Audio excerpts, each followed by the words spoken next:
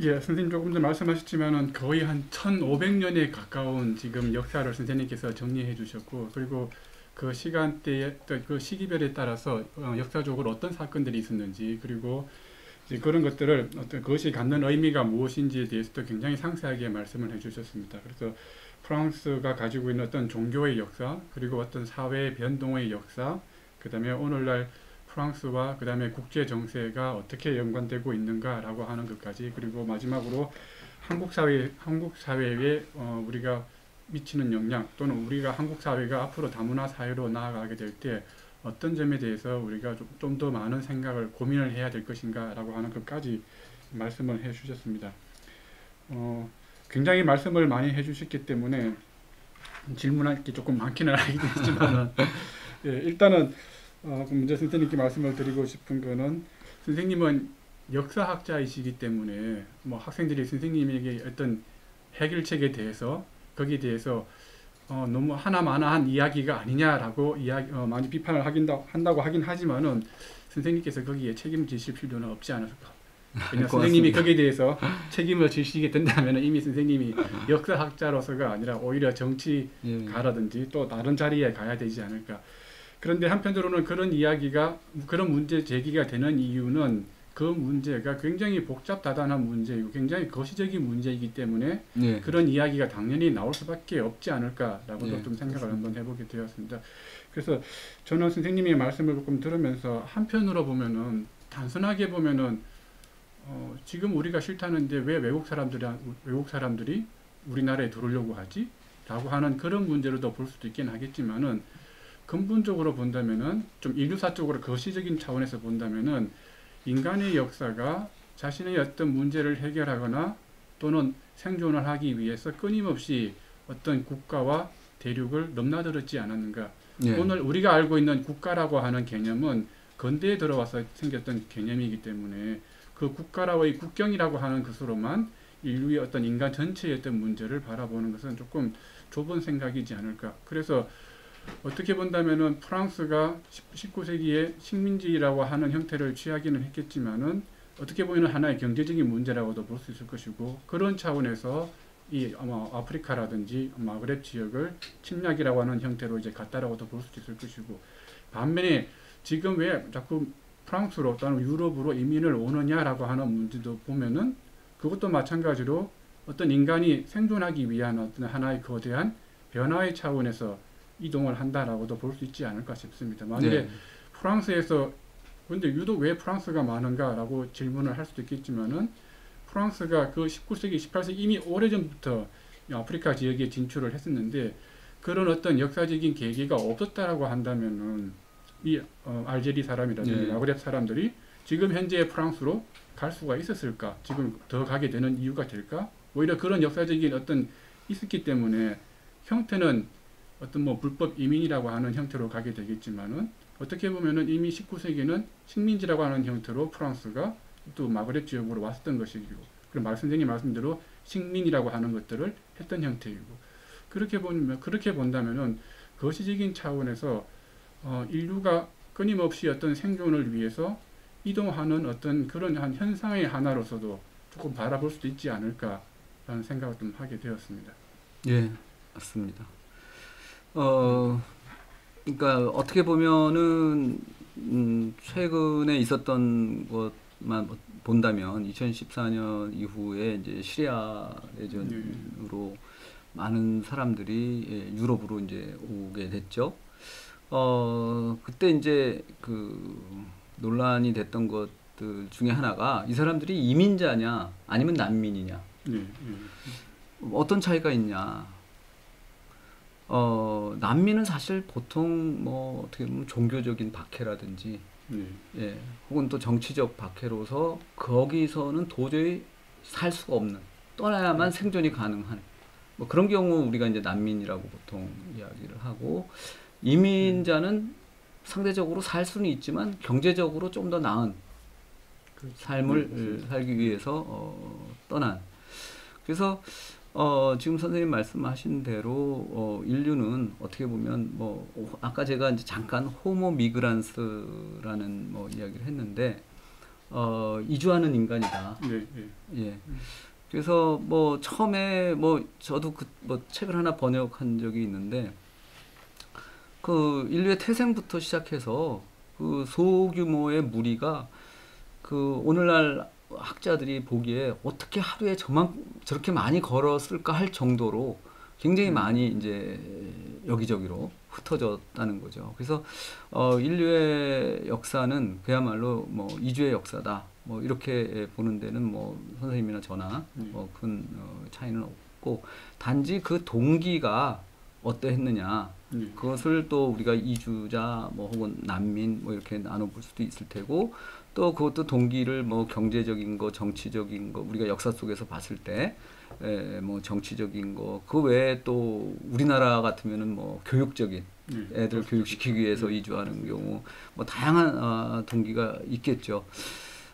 근데 제가 이제 뭐 이런 이야기들을 하다 보면 우리나라 문제와 관련해서 질문을 많이 받는 것 중에 하나가 우리도 특히 이제 제가 뭐 프랑스의 이런 소요나 이런 부분들을 이야기하면 겁난다는 거죠. 우리나라도 이주자를 안 받으면 안 되느냐.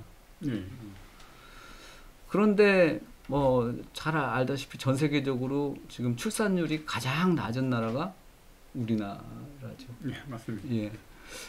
그러면 이 노동력 문제를 어떻게 할 것인가. 그래서 저는 단적으로 간혹 그런 이야기를 합니다. 그 이제 성인일 경우 나중에 연금을 혹시 받으실 생각이 있느냐. 예.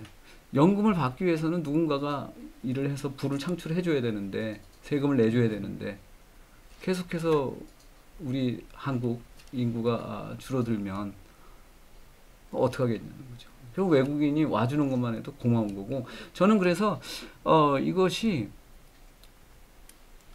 우리가 피할 수 없는 문제라는 거죠. 우리나라에 외국인 노동자라든지 이주민이 들어오는 것이 그렇다면 피할 수 없다면 우리가 어떻게 해야 되느냐. 예, 그 부분에 있어서 저는 결국 타문화에 대한 어떤 우리가 이해하고 그래서 뭐 제가 말이 조금 길긴 하지만 저는 그래서 그런 이야기를 많이 합니다.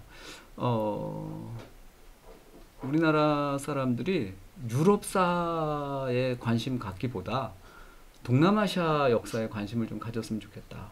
왜냐하면 우리나라에 들어와 있는 상당수의 이주민들이 동남아시아 출신이고 근데 우리 학생들도 동남아시아에 대해서 중고등학교 때 세계사, 동아시아 필수가 아니기 때문에 세계사도 제가 알기로는 한 5% 채택률이라고 합니다.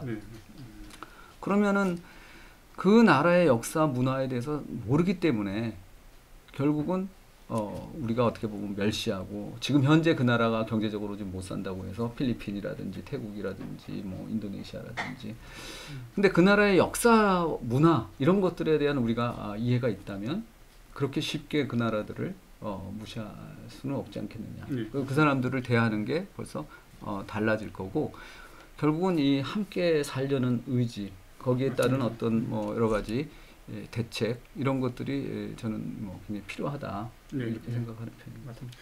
선생님 말씀을 들으면서 좀 드는 생각은 결국은 이렇게 뭐 거시적으로 본다라고 하는 것이 어떤 현재 일어나고 있는 문제를 좀 희석시키려고 하는 차원이 아니라 어떤 인간 또는 인류의 공존이라고 하는 차원에서 한번 좀 바라봐야 될 필요도 있을 것이고 그리고 어떤 것을 받아들이고 안 받아들이고 라고 하는 것의 결정도 필요성이라고 하는 것이 상호적으로 맞는가 안 맞는가 그것이 어떤 필요성이 시기적으로 잘 맞아떨어질 때에는 두 문화가 접촉을 하더라도 큰 문제가 안 되는데 한쪽에서는 우리가 지금은 들어오지 않는 게 좋겠어 라고 말하지만 한쪽에서는 들어오려고 하는 압력이 높아지고 이제 그런 것들이 어느 정도 조정이 된다라고 한다면은 상호적인 어떤 충돌이나 어떤 문제 발생의 소지가 조금 줄어들 텐데 그런 것들이 실질적으로 조정되기가 어렵기 때문에 생기는 것이 아닌가. 한편으로는 또 우리나라 같은 경우에도 보면은 결과적으로는 우리가 가지고 있는 글로벌이라고 하는 개념도 선생님 말씀하신 것과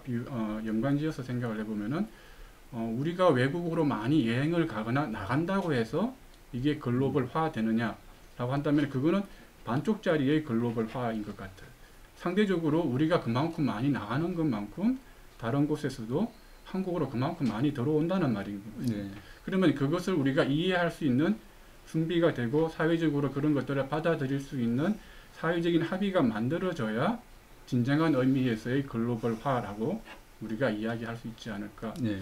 그런데 상대적으로는 지금까지 우리가 뭐 경제적인 발전이라든지 선진국으로 들어가야 되겠다든지 라고 하는 어떤 그런 목표가 우리나라 내에서 너무나 조금 강했기 때문에 우리가 외국 또는 지구촌의 문제에 대해서 받아들이는 어떤 시각들이 특히 이제 미국이라든지 네. 서구의 어떤 필터링을 통해서 한번 거쳐 들어온 생각들을 마치 인류의 어떤 보편적인 것처럼 네. 국제 뉴스라고 하는 것을 통해서 네. 마치 모든 나라가 그렇게 생각하는 것처럼 네. 이렇게 우리가 조금 받아들인 것이 아닌가. 그래서 예. 그런 생각을 좀 하게 맞습니다. 저는 이제 대표적인 게 이슬람에 관한 문제라고 생각을 합니다. 저희가 접하는 뉴스가 대부분 그 서구, 뭐 미국, 어떻게 보면 좀 이슬람에 대해서 적대적인 그런 여론, 언론, 뭐 이런 것들이 이제 우리한테 많이 다가오고 그걸 접하다 보니까 우리가 뭐 냉정하게 생각하면 우리가 이슬람 국가라든지 이런 나라한테 뭐 크게 피해 본 적도 없고 뭐 오히려 뭐 석유 이제 우리가 중동 건설 노동자 뭐도 있고 다양하게 긍정적인 측면도 꽤 있었거든요. 그런데 우리는 지금 아무 이유 없이 뭐 이유가 있을 수도 있죠. 뭐 개인적인 이유가 있을 사람들도 있겠지만 제가 말씀드리고 싶은 것은 너무 선생님 말씀하신 다른 어떤 뭐 서양 내지는 이런 쪽의 어떤 여론들을 그대로 받아들인 나머지 어떤 편견을 갖고 있는 게 아니냐. 뭐 이런 것들을 이제 한번 제가 지적을 해보고 싶고요. 다른 문제로서는 이제 뭐 저 같은 경우 뭐 프랑스 내지는 유럽 입장에서 생각하면 이 사람들도 저런 이야기를 이제 많이 하죠. 그 유럽 연합하고 별개로 그 유니옹 포폴라 메디테라네라는 게 있습니다. 윗뱀이라고. 예. 그게 이제 어떻게 보면은 그 이민자들을 좀 줄여볼까 해서 지중해 연합을 이제 구성해서 이쪽 나라들도 좀 잘 살게 어떻게 좀 해보자. 그러니까 크게 말하면 뭐 아프리카 쪽 국가들을 좀 경제 발전을 좀 시키고 그래서 안 넘어오게 하면 어떻겠느냐. 뭐 이제 그런 발상이었다고 보는데요. 물론 이제 그거는 뭐 거의 가입 국가가 이제 유럽 연합 국가까지 다 들어가는 바람에 흐지부지 됐지만 제가 2년 전인가 나온 책 하나 얼핏 본 것 중에 유럽이 경제적으로 아프리카에 원조를 하면 할수록 안 오는 게 아니라 더 많이 온다는 거죠. 이민자가 역설적으로. 왜냐하면 돈이 없을 때는 올 교통수단이라든지 뭐 이런 것들이 없어서 올 생각을 못 하던 사람들도 경제적으로 어느 정도 부유해지고 경제 발전이 되면서 수단을 갖게 된다는 거예요. 올 수단을. 그런 것들을 보면 확실히 이제 이 유럽하고 특히 아프리카의 문제, 우리 같으면은 이제 우리는 사실 동남아시아 사람들에 대한 편견은 뭐 그렇게 갈등 관계는 아닌 것 같은데 그 예멘 난민 이런 경우를 보면 이슬람하고는 굉장히 좀 많은 갈등을 갖고 있어서 그런 부분들이 어떻게 장기적인 차원에서 좀 우리가 대책을 좀 세워야 되지 않을까 뭐 그런 생각이 듭니다. 어떻게 보면은 그런 부분들이 이제 정치적으로 이용이 된다든지 항상 사람들에게도 어떤 인식이 되고 그 다음에 이제 사람들이 생각을 갖게 되는 것도 굉장히 자극적인 어떤 뉴스라든지 보도라든지 실질적으로 우리가 실제 사건 벌어졌던 어떤 일보다도 훨씬 더 과장되어서 이게 미디어를 통해서 전달이 되고 있기 때문에 그런 차원에서 본다면은 적극적으로 우리가 이 문제라고 하는 것을 그냥 단순히 뭐 누군가가 뭐 정부의 누군가가 아니면 출입국 관리사무소의 누군가가 해야 될 문제가 아니라 앞으로 한국 사회가 당면하게 될 굉장히 중요한 문제들 중에 하나로 우리가 일단 받아들이고 사회적인 합의라고 하는 것들을 만들어 나가는 것이 굉장히 필요한 일이지 않을까 그런 생각이 좀 들었습니다.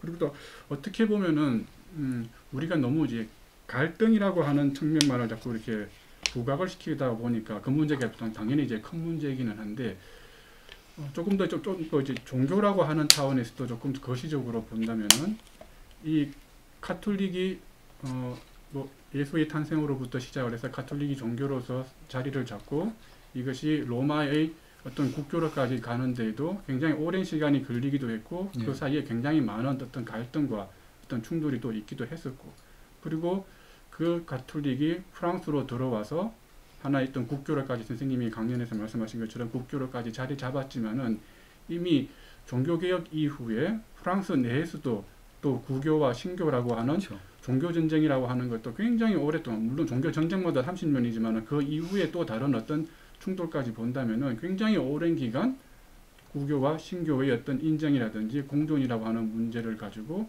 프랑스 사회가 굉장히 많은 혼란을 또 겪었지 않습니까? 예, 그렇죠. 만일에 그렇게 본다면은 또 하나의 지금의 이제 프랑스가 뭐 꼭 가톨릭 국가는 아니다라고 하더라도 지금까지 가톨릭과 또는 뭐 개신교와 구교라고 하는 경험해보지 못했던 새로운 종교가 들어오게 된다라고 한다면은 그 역시 어떤 충돌이라든지 어떤 문제의 어떤 소지는 역사적으로 본다면은 그리고 어떻게 보면은 인간의 어떤 사회의 어떤 변화라고 하는 차원에서 놓고 본다면은 생겨날 수밖에 없는 문제이지 않을까. 예, 그것을 프랑스가 나름대로 프랑스 사람들이 이제 우리가 참 지혜롭다라고 생각하는 것이 1905년 12월 9일 정교 분리법인 것 같습니다. 거기에 이제 핵심 중에 하나가 국가는 모든 종교의 중립적이라는 거죠. 그래서 아까 제가 말씀드렸듯이 국가나 지방자치단체는 어떤 특정 종교에 재정 지원을 하지 않는다. 거죠. 그런데 이제 이것이 조금씩 지금 이제 뭐 사르코지 대통령 때도 어떤 논란이 있었냐면 이슬람이 자꾸 프랑스 이슬람이 급진화되는 이유가 뭐냐. 그게 프랑스 국가나 지방자치단체가 모스크를 설립하는데 도움을 줄 수 없으니까 뭐 예를 들어서 사우디아라비아라든지 이런데 이제 오일머니가 들어오고 결국 거기서 모스크를 세우다 보니까 뭐 이맘이라든지 뭐 이런 사람들이 이제 그쪽 사람들이 영향력을 갖게 되고 그러면서 이제 프랑스 그 방류 근교 대도시 근교에 있는 그 어떻게 보면 젊은 애들이 거기에 이제 속해 있고 그러다가 뭐 그 사람들의 영향하에 뭐 사우디 한번 갔다 온 다음에 급진화가 된다든지 이런 이제 부분들 때문에 사르코지 대통령 때 1905년법을 수정하자. 그래서 국가가 모스크를 지어주자. 그래서 이걸 프랑스화하자. 예, 뭐 그런 이야기를 했다가 그때 이제 프랑스 정치계에서 이거는 판도라의 상자를 여는 거다. 예, 그런 이제 논란이 이제 있었던 걸 제가 기억을 하거든요. 그래서 프랑스는 지금 뭐 선생님 말씀하셨지만 이 모든 종교의 갈등이 있는 것을 이 1905년법이 최대한 지금 막아주고 있다라고 생각을 하고 있어요.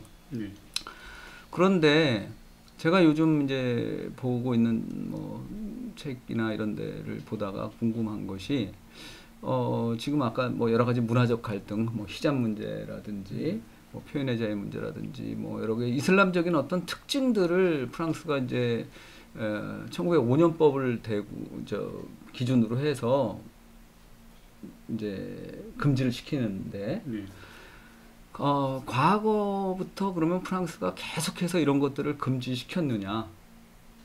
1905년법을 근거로 그걸 제가 좀 살펴보다 보니까 1905년법이 만들어질 때 알제리가 식민지였잖아요. 그렇죠. 근데 알제리는 무슬림 국가, 이슬람 국가였잖아요. 여기에 정교분리법을 이식을 못하는 거예요. 할 수가 없는 상황. 네, 그게 그냥 할 수 없는 차원이 아니라 분리해요. 그러니까 이 종교 재단을 프랑스가 돈을 대서 자기네 어떤 편을 드는 쪽으로 취해야 이 알제리를 쉽게 통치할 수가 있기 때문에 정교 분리를 예외로 하는 조치를 한다든지 아까 제가 잠깐 이야기했지만 파리 대모스크 설립 이것도 엄격하게 보면은 사실 정교 분리를 위반하는 건데 그거를 뭐 운영 주체를 오히려 문화적 조직이라는 표현을 써서 종교 단체가 아니다 문화 단체다 뭐 이런 식으로 해서 이제 넘어가고 그거를 이제 국가 예산으로 지어준다는 거죠. 그러니까 그런 식으로 얼마든지 예외적으로 이 이슬람 문제를 프랑스가 해결해 온 적이 있다는 거죠. 네. 그렇게 본다면 오늘날 뭐 히잡 문제라든지 여러 부분들 사실 히잡 좀 쓴다고 해서 그게 결정적으로 프랑스의 뭐 손해를 뭐 굉장히 위협이 된다거나 그렇다고 보지 않거든요. 네.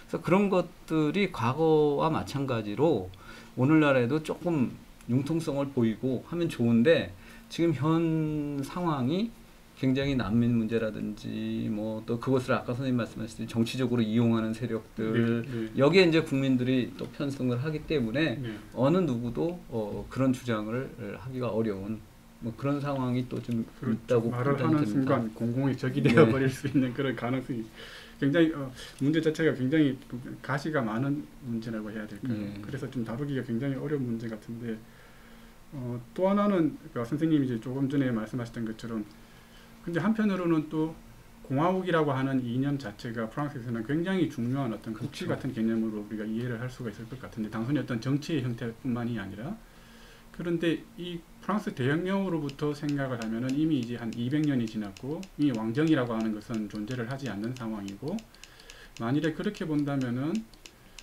그 공화국의 이념이라고 하는 것이 오늘날 프랑스 200년이 이미 지나온 오늘날의 프랑스 사회를 통합시키거나 구심점 역할을 하는데 어느 정도는 좀 문제를 느끼고 있거나 어느 정도는 좀 한계를 느끼고 있는 것이 아닌가. 어떻게 보면 공화국 이념을 폐기한다의 차원이 아니라 그 공화국의 이념이 21세기에 들어와서 생기는 여러 가지 문제들에 대해서 대응을 하려면은 그 현실에 맞도록 어떤 변화가 있어야 되는 것이 아닌가 라는 생각도 한번 해볼 수 있을 것 같은데 상당히 많은 사람들이 이제 그런 이야기를 하는데 그 사람들은 굉장히 또 주류 사회에 의해서 비판을 받고 있고요. 특히 이제 우리가 그 라이시대라는 그 엄격한 프랑스식 그 공화주의, 정교 분리 이쪽을 주장하는 사람들이 제가 얼마 전에 보니까 그 마린 르펜 같은 경우를 라이시대의 수호자다. 어떻게 보면 거의 유일한 수호자다. 이런 표현까지도 잔다르크 개념식 그래요. 예.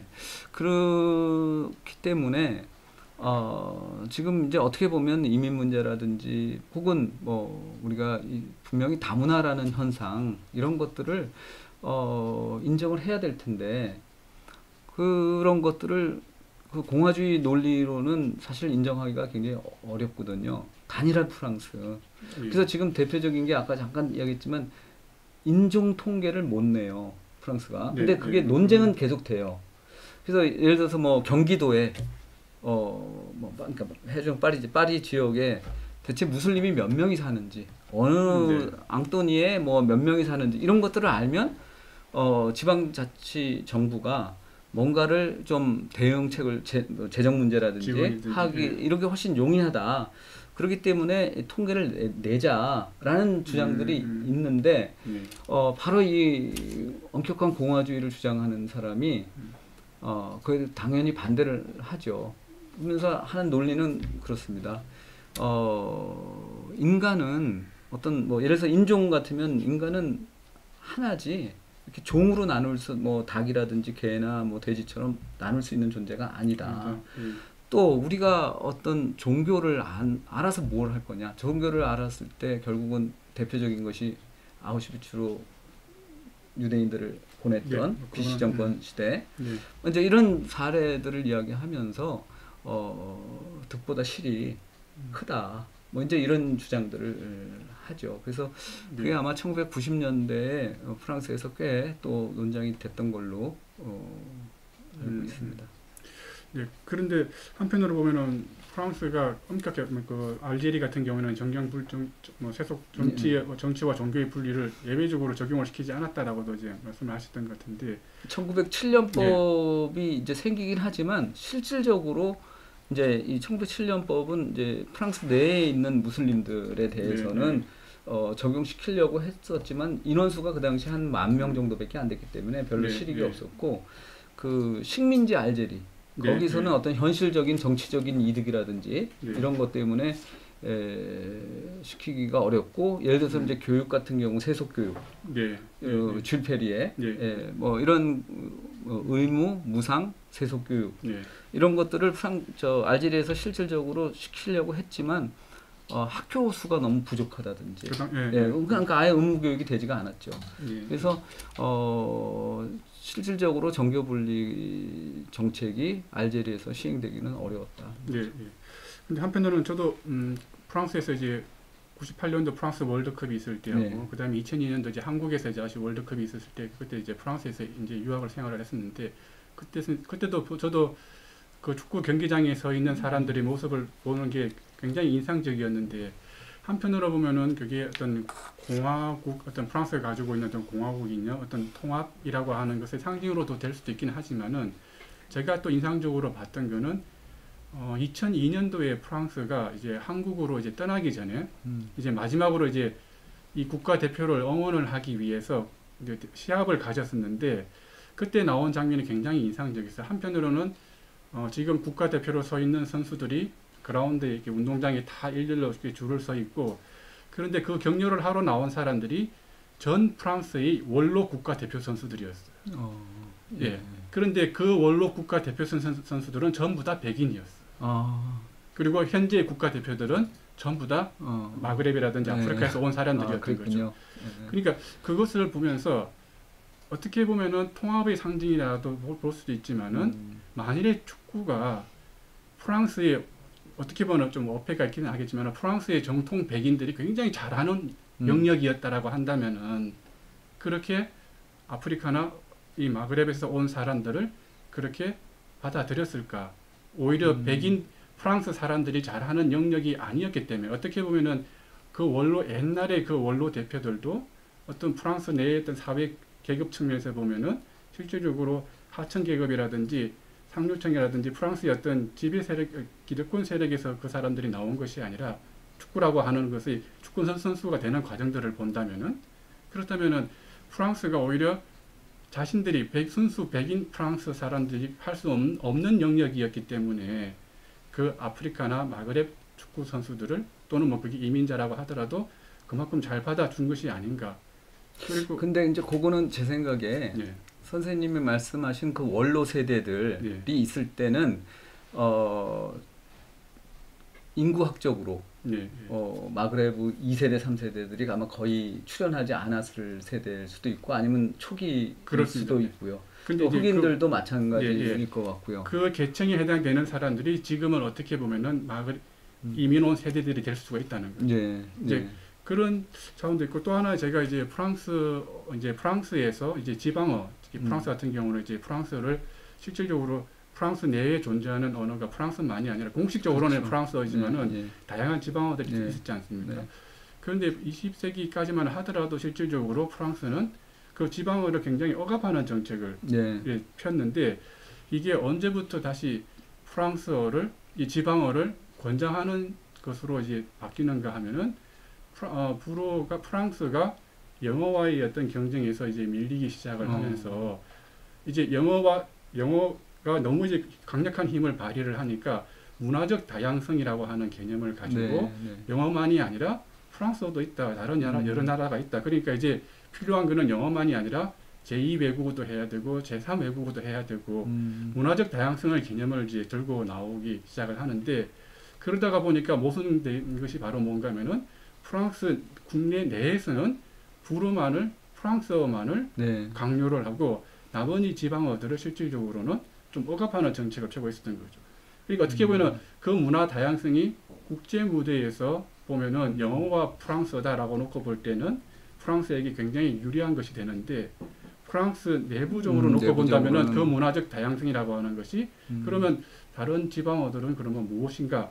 어떻게 보면 단순히 우리나라 같은 사투리의 개념이 아니라 그 지방이라고 하는 것이 오늘날의 그런 단순한 지방하고는 좀 다른 개념을 프랑스 같은 경우는 가지고 있는데 그런 경우에는 그렇게 되다가 보니까 다시 또 이제 지방어를 잘 살리는 방향으로 또 프랑스 내부적으로 이제 변화의 모습을 좀 보인다든지 그러니까 어떤 필요성에 따라서는 어떤 때는 그 받아들이기도 하고 또 필요성이 좀 없다라고 하는 말이 좀 없게 있긴 하지만은 그렇지 않은 부분에서는 좀 어떤 모습에서는 좀 배타적으로 가요. 그래서 이제 이 프랑스가 선생님 이제 공화국 이야기하셨고 또 이 공화주의라는 것을 전혀 손상시킬 수 없는 아주 완전체라고 주장을 하지만 역사를 들여다보면 때에 따라서 국익에 따라서 이렇게도 조금 변형을 하고 저렇게도 변형을 하는 사례들이 있다는 거죠.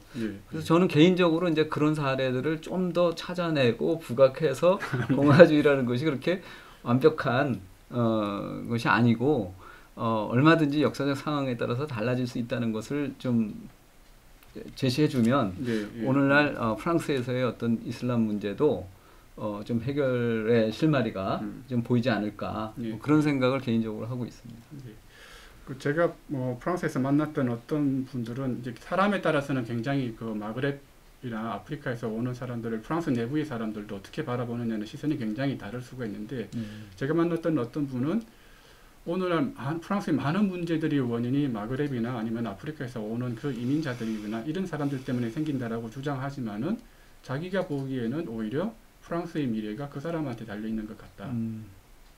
그 다른 사람들은 좀 다른 시각을 두고 그거는 뭐 인구학적인 문제 때문에 인구학적인 문제가 될 수 있을 것이고 프랑스 사회의 어떤 탄력성이라고 해야 될까요?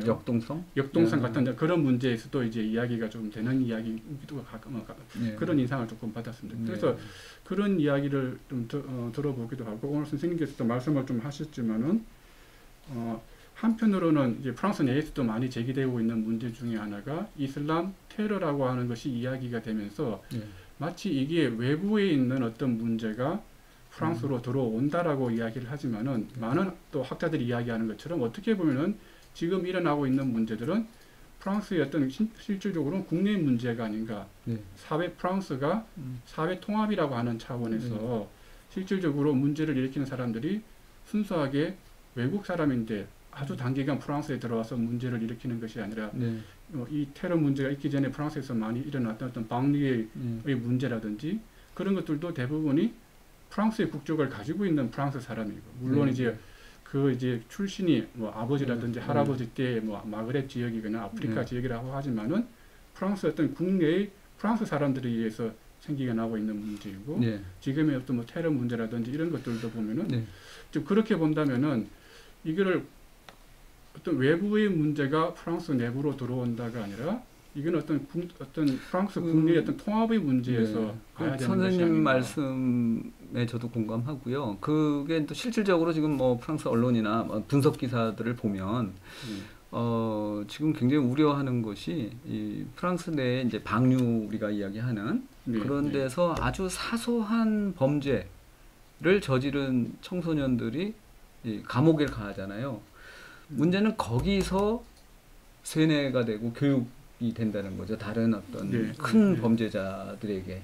그래서 제가 지금 통계를 정확히 기억은 못 하겠는데요. 그 무슬림 2세대, 3세대들이 그러니까 예를 들어서 뭐 프랑스의 전체 비중이 뭐 2%다. 그러면 엄격하게 말하면 감옥 재소자에서 비율도 뭐 2%, 3%여야 될 텐데 그게 아니라 20%, 30%가 돼 있다는 거죠. 그런데 문제는 거기서 장기수 뭐 같이 이렇게 방에 뭐 있었는지 모르지만 거기서 이제 교육을 받고 그래서 급진 이슬람주의자들이 되는 그런 사례들이 이제 굉장히 많다는 거예요. 맞습니다. 그래서 우리 여러 테러범들 뭐 이런 조사를 했을 때 여기서 이렇게 자랐던 애들 중에 이제 그 사우디를 갔다 온다든지 뭐 시리아를 갔다 온다든지 뭐 이런 식으로 해서 역으로 이제 IS의 어떤 멤버가 된다든지 뭐 이런 경우들을 이제 많이 언론 기사에서 이제 볼 수가 있고요. 또 재밌는 거는 그런 관련된 뭐 소설이라든지 이런 것들이 많이 나와 있습니다. 저도 그 당시에 프랑스에서 나왔던 다큐멘터리 중에 하나가 이제 바우니게 프랑스 시외에 있는 어떤 어떻게 보면은 좀 빈민촌이라고 할 수 있는 그 지역에서 일어나고 있는 여러 가지 어떤 뭐 경제 문제라든지 아니면 사회 문제 또는 교육 문제를 이제 다루는 어떤 다큐멘터리를 한번 봤었는데 조금 전에 말씀하셨던 것처럼 이제 그런 학교 수업하는 장면이고 이제 한 형제가 아니에요. 한 집안의 형제인데 형은 이제 학교를 졸업한 사람이고 졸업을 했고 동생은 이제 학교를 다니고 있고 그런데 형은 이제 직업을 구하지 못해서 이제 집에서 이제 놀고 있는 상황이고 동생은 학교를 다니고 있는. 그런데 수업 시간에 선생님이 말씀을 하시는 거는 앞으로 잘 살려면은 직업을 가지고 하려 그러면은 열심히 공부해야 된다. 공부를 해야지만 그렇게 되고 공부를 하지 않으면은 굉장히 어려울 것이다라고 말을 하는데 그 수업을 듣고 있는 동생이 나중에 이제 인터뷰를 하는 장면은 그런데 우리 형이 지금 밖에서 지금 저렇게 되고 있다. 그러니까 선생님은 나에게 너만 열심히 하면은 너에게는 모든 미래가 열려 있다라고 말을 하지만은 당장엔 나의 형만 보더라도 그 형은 지금 밖에 나가서 지금 거리를 배회하고 있는데 그걸 내가 어떻게 쉽게 이해할 수 있는가라고 하는 그런 인터뷰 내용을 한번 봤는데 한편으로는 그런 문제들이 실질적으로 그게 사회 통합의 문제이지 않을까 그렇습니다. 생각했습니다. 예, 그래서 우리가 이제 프랑스 교육에서는 계속해서 어떤 평등을 가리키고 뭐 이러지만 나왔을 때 어떤 직업을 가질 때 이 차별이 이제 너무 심하다는 것은 뭐 많이 알려져 있는 이야기고요. 파리 일대학의 차별연구소라는 데서 나온 통계를 제가 한번 본 적이 있는데 커리큘럼 비트에 똑같은 그 우리로 하면은 스펙을 갖고 있는 사람들이 어떤 기업에 서류를 냈을 때 인터뷰하러 오라고 그 불림을 받은 그 숫자가 백인에다가 프랑스 이름을 갖고 있는 사람들이고 파리에 사는 사람들이고 가장 적은 경우가 뭐 아랍계 이름에 방류에 특히 뭐 구삼지대 아니면 뭐 망트라졸리 뭐 이런 쪽에 사는 사람들은 거의 오라는 이야기가 없었다는 거죠. 그게 통계적으로도 이제 제시가 돼 있고요. 그 다음에 이제 선생님 말씀하시니까 저도 2005년도 10월, 11월 달에 소요 사태가 있지 않았습니까? 그 플리쉬 수부아에서 그때 인터뷰들을 보면 똑같은 이야기일 겁니다 아마. 우리 아는 형 아주 좋은 대학 나왔는데 지금 저 돌 던지고 있고 저러고 있다. 일이 없고 심지어는 제가 그때 들었던 내용 중에 하나는 약사하면은 굉장히 공부 잘했을 겁니다. 그런데 약국의 광고를 보고 전화를 했답니다. 그랬더니 오라고. 그래서 이 사람이 갔는데 말로는 이 사람이 아랍계인 줄 몰랐나 봐요. 딱 갔는데 약국 주인이 보니까 아랍 사람이잖아요. 그러니까 우리 방금 사람 뽑았다고 미안하다고. 그런데 일주일 후에 또 광고가 나서 이번에는 SOS 하시즘 사람하고 같이 갔는데 주인이 이제 실토하기를 사실 아랍계 사람을 우리 그 약국에 앞에다 이렇게 내세우면 그 동네의 백인 할머니 할아버지들이 처음에는 왔다가 그 다음에 안 온다는 거죠. 옆집 약국으로 간다는 거죠. 그러니까 우리가 뽑을래야 뽑을 수가 없다는 이제 이야기를 하고 뭐 까메라 가시나 뭐 이런 거 여러 가지 우리가 뭐 보면 다 이런 이제 문제들이 9월달이 되면은 방송에서 뉴스에서 자주 나오는 이야기. 그런 상황들이죠. 그래서 참 어려운 문제인 것 같습니다. 한편으로 그게 조금 전에 말씀드린 것처럼 이제 방송에 9월달이 되면은 프랑스 같은 경우는 이제 모든 이제 학교가 이제 개학이 되고 그렇게 해서 사회 전체가 이제 9월달에 새로운 모습으로 시작을 하는데 그때 프랑스 뉴스에서 단골 뉴스로 나왔던 것 중에 하나가 선생님이 말씀하셨던 마그렙이나 아프리카 학사람들이 직장을 구할 때 얼마나 어려운가. 근데 이제 그런 것들이 계속해서 이렇게 매번 반복되면서 나오는 걸 보면서도 저게 이렇게 저렇게 반복되는 것은 이게 해결이 굉장히 어려운 문제구나. 단순히 뭐 뉴스가 선정주의로 흘러가서 그렇게 한다라고도 볼 수도 있긴 하지만은 이 문제가 굉장히 어려운 문제다라고 하는 것을 좀 상징적으로 보여주는 게 아닌가. 라는 좀 그런 생각을 조금 하게 되었습니다. 그리고 어떻게 보면 좀 마지막이기도 하고 좀 한국과 조금 관련해서도 조금 이야기를 한번 조금 해보면은 선생님 아까 그 캐나다의 트루도 수상이 이야기 말씀도 하셨고 거기에 대한 프랑스 앵커의 반응도 말씀을 하셨는데 한편으로 보면은 물론 이제 뭐 그 프랑스가 외국인에 대해서 가지고 있는 프랑스의 정책과 그 다음에 또 캐나다가 가지고 있는 프랑스의 정책이 서로 다르기 때문에 그 두 개를 직접적으로 뭐 어느 것이 더 좋다라고는 좀 말을 할 수는 없긴 하겠지만은 그런데 그것들을 다루는 방식이 서로 다르다라고 하는 말은 결과적으로는 그것이 어떻게 보면은 그 사회 내의 영향이 되거나 사회 내의 어떤 문제이지 않는가. 나쁘다는 차원에서의 문제가 아니라 어떤 외부의 문제가 아니라 그 사회의 문제이지 않은가.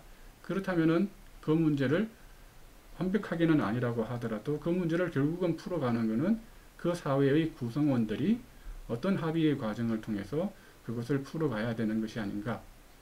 그러니까 외부의 문제가 아니라 다른 나라들이 우리가 보기에는 프랑스가 그렇다라고 이야기를 하면은 서구가 다 그럴 거야라고 일반적으로 그렇게 짐작을 하지만은 조금 전에 말씀하셨던 것처럼 캐나다가 접근하는 방법이 다르고 또 프랑스가 또 접근하는 방법이 다르고 그렇다면은 이것이 이슬람에 의해서 문제가 되는 것 물론 뭐 어떤 면에서는 이슬람의 문제를 일으켰다라고도 할 수도 있긴 하겠지만은 이슬람이기 때문에 문제가 아니라 그것을 어떻게 수용하는 쪽에서 받아들이는 쪽에서 생겨나는 문제다라고도 봐야 네. 되는 것이 아닌가. 네.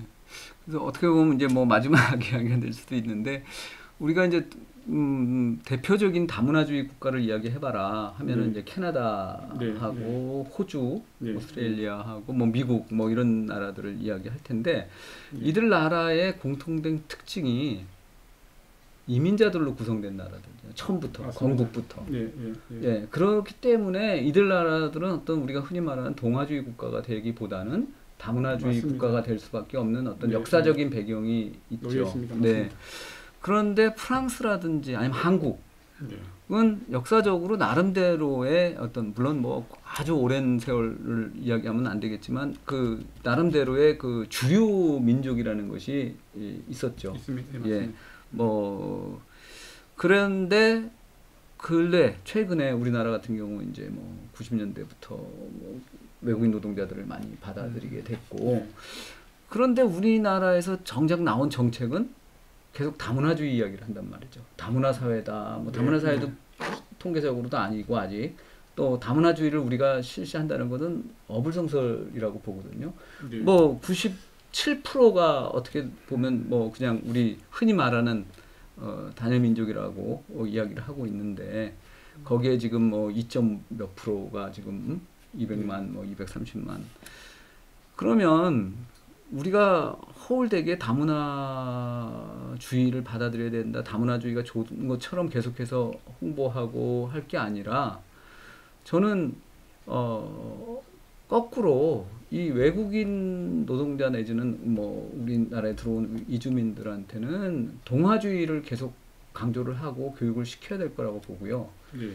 우리 주류 뭐 우리를 뭐 원주민이라고 할까요? 뭐 우리한테는 어떤 다문화 교육을 시켜야 되는 게 아닌가. 아까 제가 말씀드렸던 동아시아 역사 문화를 공부해야 된다든지 이런 것도 크게 보면 이제 우리가 뭐 다문화 교육의 일환이라고 볼 수 있는데 이런 것들이 서로가 좀 융합이 돼야 좀 더 좀 합리적인 그리고 바람직한 뭐 그런 이제 사회로 가지 않을까 싶습니다. 이제 프랑스도 아까 말씀드렸지만 뭐 다문화 사회 저기는 이제 우리보다 훨씬 그 인구가 네, 5% 이상이면 다문화 사회라고 하니까 다문화 사회겠죠. 그래서 우리보다는 좀 더 다문화주의에 대한 압력을 많이 받지만 거기는 극도의 어떤 동아주의 정책을 취하려는 공화주의가 있기 때문에 굉장히 갈등이 더 심한 거고 그래서 저는 우리는 프랑스하고 비교해 본다면 뭐 이슬람 문제에 있어서도 굉장히 좀 자유롭고 네. 뭐 여러 가지 인구 구성상 문제라든지 아직까지 우리나라에 들어와 있는 뭐 외국인 노동자 수 비율도 그렇고 그렇다면 지금부터 정책을 잘 취하고 교육을 잘 시키고 또 우리가 그런 것들을 좀 이해한다면 좀 바람직한 방향으로 우리가 나아갈 수 있지 않겠느냐 뭐 그런 생각을 해봅니다. 예, 맞습니다.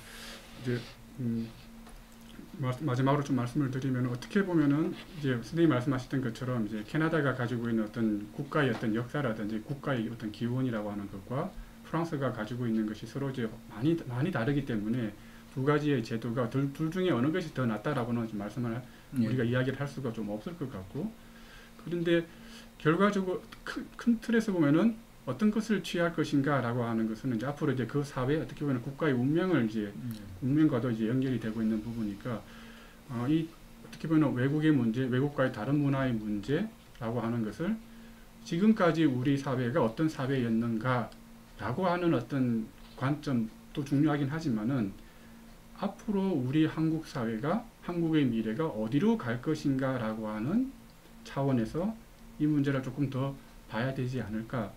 라고 하는 생각도 조금 선생님 말씀을 들으면서 조금 들기도 하고 그래서 이게 법무부의 외국인 정책이거나 뭐 초등학교 뭐 학교에서 가르치고 있는 뭐 다문화 정책이거나 아니면 사회 복지 차원의 지원의 문제가 아니라 말 그대로 한국 사회, 어떤 한국의 미래 사회에 대한 근본적인 어떤 시각에서 이 문제를 조금 접근하는 것이 네. 필요하지 않을까라고 하는 그런 생각이 네. 좀 들었습니다. 네, 동감합니다. 예, 상당히 긴 시간이었죠? 예, 예, 선생님, 예, 강연도 오늘 1500년에 걸친 프랑스의 이야기이긴 하지만은 서구의 사회가 어떻게 변화되어 왔는가라고 하는 것을 좀 살펴보기도 했었고, 그리고 우리가 어떤 외국의 문제를 살펴보는 것은 단순히 외국의 사례를 뭐 공부하거나 어떤 지식적인 차원에서 이제 연구를 하자라고 하는 것이 아니라 결국은 이것이 우리의 문제와도 연결되어 있다라고 하는 것. 그리고 단순한 어떤 문제가 아니라 우리 스스로도 한국 사회를 우리가 어떻게 만들어 가야 될 것인가라고 하는 어떤 그런 중요한 문제하고도 연결되어 있기 때문에 이런 이야기가 좀 필요하지 않을까 싶습니다. 예, 오늘 긴 강연과 좋은 말씀을 해주신 박당 교수님께 한 번 더 감사를 드립니다. 감사합니다. 예, 그러면은 이상으로 아주대학교 부록권 협력센터에서 마련했던 기획 강연 시간을 마치도록 하겠습니다. 시청해주신 여러분께 감사드립니다.